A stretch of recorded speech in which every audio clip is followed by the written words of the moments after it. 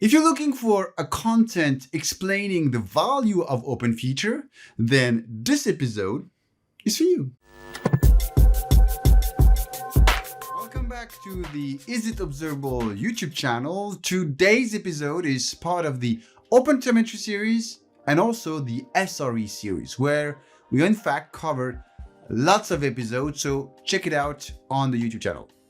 Today's episode will present another open standard that will help us to take advantage of feature flag, and I'm referring to OpenFeature. If you enjoyed today's content, don't forget to like and subscribe to the channel. So let's see what we are going to learn out of this episode. We'll start with an introduction on how we release feature. Then we will explain the concept of feature flag. We will look at OpenFeature. And last, we will talk about feature flag observability. The deployment process of our application has been evolving over the year. A couple of years ago, we used to deliver major releases every 6 to a year, where we had to deploy all the entire environment, all the components of our applications. Yeah, that sounds completely crazy. It was the old days of waterfall methodology, where we were building a release during months in the cave, and then we were discovering the reaction of our users 6 months or more after building their specifications. Since then, most of us are now using agile or DevOps methodology, helping us to be closer to our user and deploy smaller releases to get faster feedback from our users. To simplify the deployment process, platforms such as Kubernetes has simplified so much our journey in making releases on each individual component through an as-code deployment model. But out of releasing the entire components or even the entire applications, our industry has used since 1970 a practice that allowed our developers to release a single feature that could be activated with a toggle. This approach is named feature flag. At that time, feature flag looked like a static check. So for example, here we have an if then else, and based on a Boolean, we are enabling one feature or the other. Of course, feature flag has significantly changed over the years. In the past, it used to be a manual task where the developer had to enable a toggle. Once enabled, the feature was accessible to all of our users. Now, feature flag means that we have a central server where we define our feature flag rules. Then in our code, we will test each individual flag to enable a given feature. What has changed from the past is, of course, the fact that we can enable it from a central destination, but now we can enable feature to a specific type of customer based on metadata. For example, the location of the user could be considered in evaluations, the age, the gender, even the status of the loyalty program of the company. So it looks more like this now, where we have a reference to a feature flag, a key, so use new S key, whatever algorithm. This is the key, and the feature flag enabled is a function that will basically interact with the feature flag system. So at the end of the day, feature flag is like a switch that we use at home to turn on our lights. We can turn on or off without having the need to change the entire electric wire of our home. But why do we actually need feature flag? Well, a couple of things. First, if we have a feature that will take several releases to be finalized, feature flag would help us to avoid creating another complex branch and moreover having nightmares when we would have to need to merge it. So at the end, it allows us to increase our efficiency to build our software. The other advantage is to increase reliability, because we can start testing features with the minimal risks of disruptions or downtime. We can also measure the value of a given feature by enabling it for a specific customer. We can easily implement A/B testing and also figure out the actual behavior of a given feature.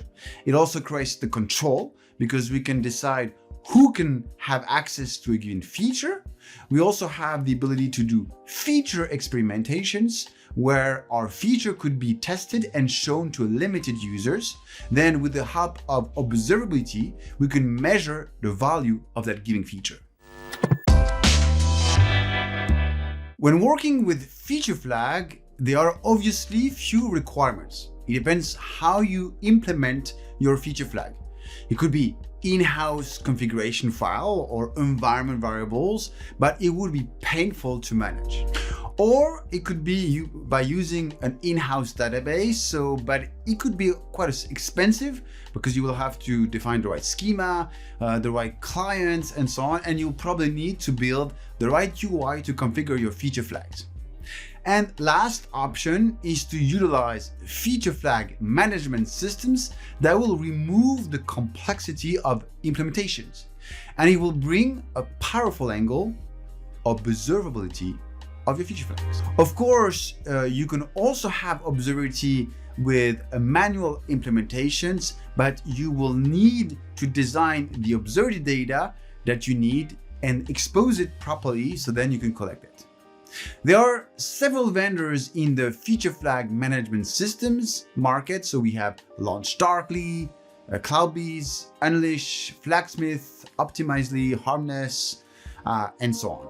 But how does feature flag management system work? Well, first, you need an SDK from the vendor that you will place in your code, and that would be designed to run the feature flag evaluations.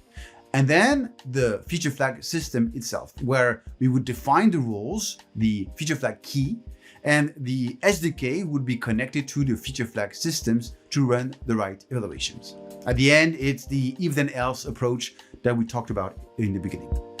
Initially, most of the feature flag system had their own SDK, which means it was very complicated to switch from one feature flag systems to another, or the cost of the migration was very high because we had to consider to change all the code of our components to use the new SDK of the new vendor.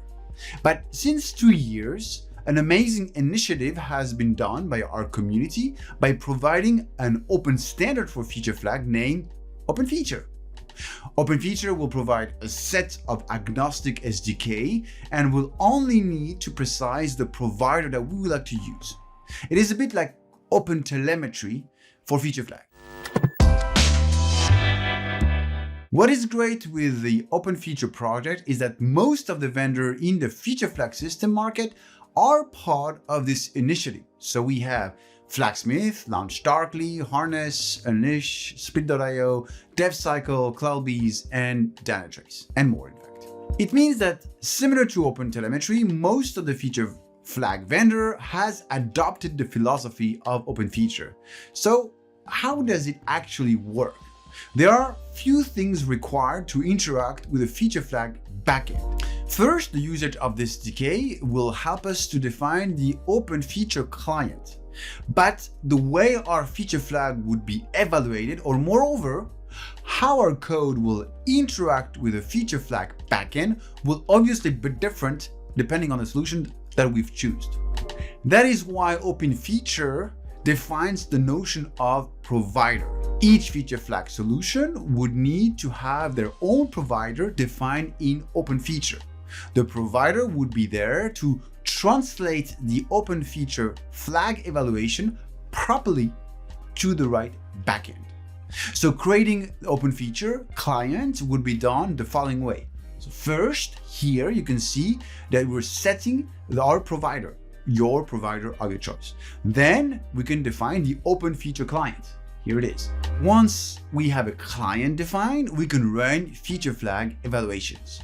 So here is the list of evaluation that we can do from a string, from a Boolean, from a number perspective. So it really depends on the value that will be returned by your feature flag evaluations. And this is just returning true or false, or the value itself. But you can also have a detailed evaluations where we'll have more metadata related to our evaluations.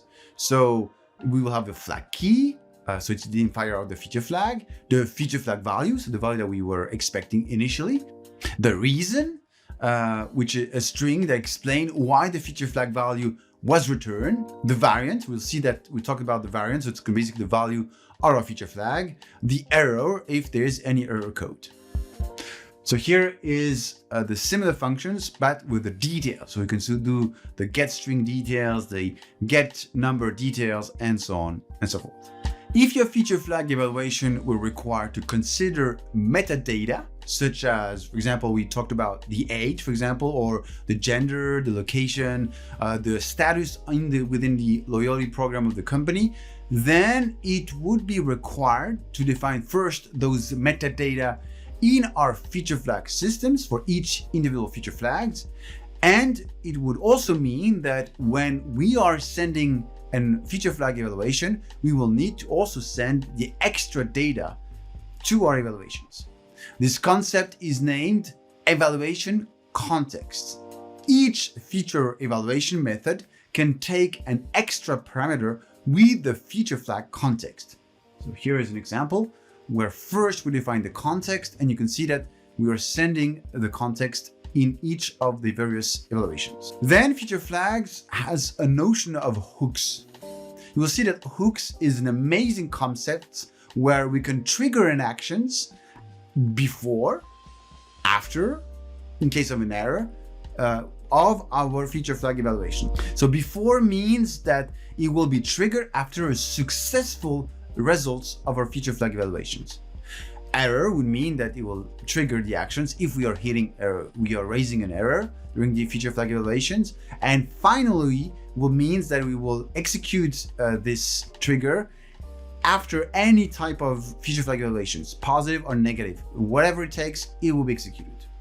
So why do we need hooks? Well, think about it. It is actually what we're looking for, because we can create a hook that will add, for example, logs in case of an error, the logs of the log details of the error of the evaluations.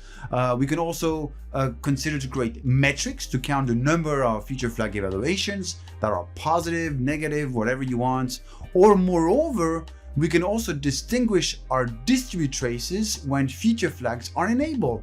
This is perfect opportunity. For example, we'll place in an after hook the creation of span to notify that we have done the feature flag evaluations, and even we can add span events with the variant or the span key, the feature flag key, and so on.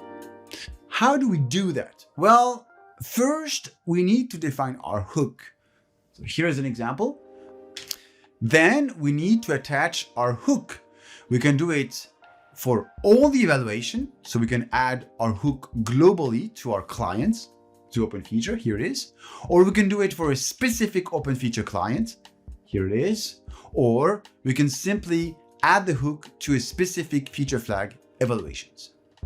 Then the great news is that most of the OpenFeature SDK already have an OpenTelemetry hook available, allowing you to either define metrics or traces or both. But of course, you can customize the level of observability by building your own hooks. Then OpenFeature introduced the notion of events. The OpenFeature SDK can also receive events from the feature flag provider. We would be able to define what we want to achieve based on those events. This is a perfect example to enrich our observability data if we see that the provider is having error, or the configuration has suddenly changed, or the cache is not up to date. Currently, OpenFeature provides a support to the following language. On the backend side, we have .NET, Go, Java, Node.js, PHP, Python, and also we have specific SDK from a client-side perspective. So we have Android, we have iOS, and last we have the client-side JavaScript. Utilize feature flag is powerful, but as explained in the introduction, utilizing feature flag will require to be able to analyze the behavior of our features. The idea is that we need to measure, especially if we transform an early access feature to a common feature, we need to have something that helps us to make the decisions. So observable data. So observability would clearly be one of the aspects that we need to consider when starting implementing feature flags. Of course, feature flag vendor may already provide a layer of observability, but when it comes to observed data, we clearly want to send this data to our observability backend of our choice to proceed to some feature flag analytics combined with the overall behavior of our components, our services, our application, and so on and so forth. Like described previously, the great thing with OpenFeature is the SDK providing an out-of-the-box hooks to OpenTelemetry, which will help us to produce automatically metrics and traces when doing feature flag evaluations. If you're planning to implement progress delivery of features, the observability angle will clearly be almost crucial to help you to make the right decisions. Before using the OpenTelemetry hook, make sure that the feature flag provider that you are going to use with the OpenFeature SDK is not already producing some telemetry data. Otherwise, you will produce twice the same data and it will just only increase the actual cost of your observability. That's it for today's episode explaining the value of OpenFeature. As you can see, it's very excited to see that in the feature flag market, we also have an open standard called OpenFeature. Again, the OpenFeature at the moment provides mainly the SDK, allowing us to have an agnostic SDK that we can set in our code. And then the connections with your feature flag system will be done using the feature flag providers. So make sure if you pick one of the providers of your choice that there is actually a provider available, and that also check if the provider is out of the box producing some telemetry data. And if not, then this is where you will go into the journey of building your own hooks to add, let's say, metrics or traces or span events, whatever you prefer. It's up to you. But as I explained, you will need to get observed data. Otherwise, feature flag will be great, but you need something to help you to figure out, is this feature really used? Does it make sense? Does it bring business and so on? So those are the questions that we may have to answer when we start implementing feature flag. There will be more episodes coming out soon related to OpenFeature or feature flag in general, covering an open source feature flag system called FlagD. We will also take advantage of that episode to cover the feature flag operators. So there will be more coming soon related to that topic.